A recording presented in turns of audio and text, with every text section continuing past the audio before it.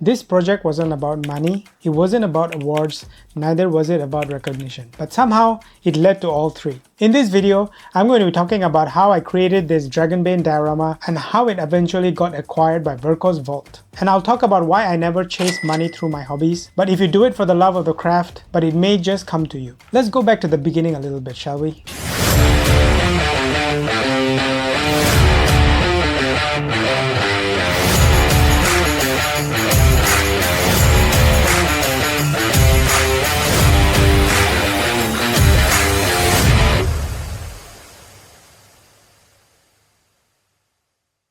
I didn't even know what Dragonbane was until I saw the Kickstarter launch of its new miniature lineup. The great designs and the strong silhouettes immediately caught my attention, and I knew exactly what I wanted to do with them. The designs by Johan Edgar Krans, I probably butchered the shit out of his name, please forgive me, have very strong silhouettes, which really appeals to my animator background. Shut your show off.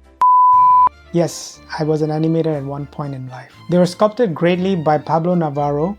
You can check out his work. Speaking of Johan, I've actually just recently launched one of his original designs under my brand. Don't forget to check it out.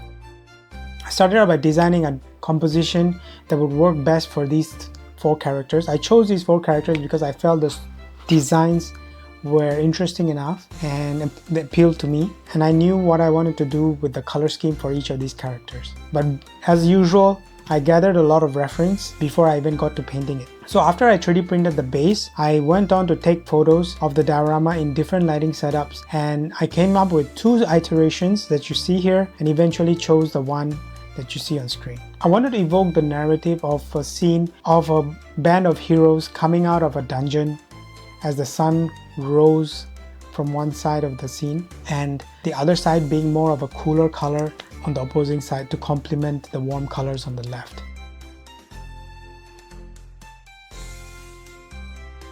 And of course, it was just a matter of painting all these colors with a warm tone and taking in consideration that every color is influenced by the sunlight, and which automatically gives a little bit of a warm hue to all the different colors, regardless of whether the color is on the cooler side or on the warmer side. This applied to every part of the characters, including the NMM metal armors, clothing, the skin tone, and everything else in between.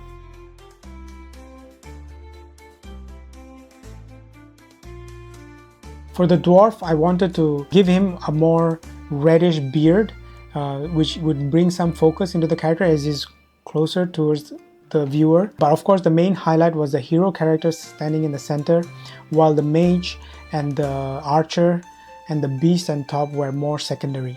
But even then, they each had their element that drew the eye towards them. Now going back to the part about doing this project only for the pure fun of it, and I initially had no intention of doing this project it had no commercial intention behind it. All I wanted was to push my painting skills, and if it turns out well, I would submit it for competition. And I was able to submit it for the Taiwan Reality Fantasy Competition last November, where I didn't win any medals. However, I was fortunate enough to receive a Verco's Vault token by the representative that was there, which was none other than who you may know as Kaha. She's a great painter, and she was also a judge at the event. She was also kind enough to give me additional feedback for my piece, which helped me to further refine the piece. And receiving this Verco's Vault allowed me to actually reach out to them, have them acquire this piece, and it's going to be handed over to them pretty soon. And I never expected that something like this will end up in such a prestigious museum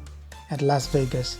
And it was just purely out of interest and curiosity of these characters that I decided to do this project, and it went on to not only have international recognition but also some monetary value. So it was unexpected and it was pleasantly surprising to me.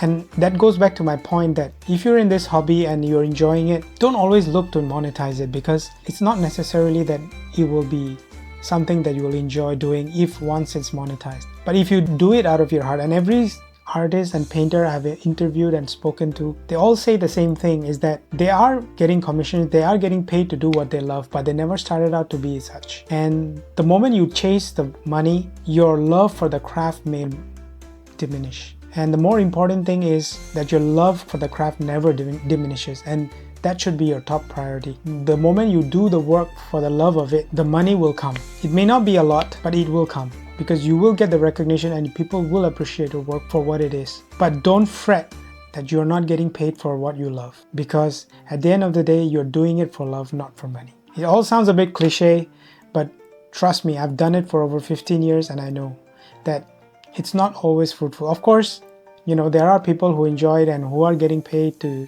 do a lot of commission work and commercial work. The more important thing is that you do it for the love of the craft, and everything else is secondary. So that's all I have to say, and I'll leave you with the final images of this diorama, and feel free to let me know in the comments below whether you agree or disagree to what I have said so far. See you later, alligator.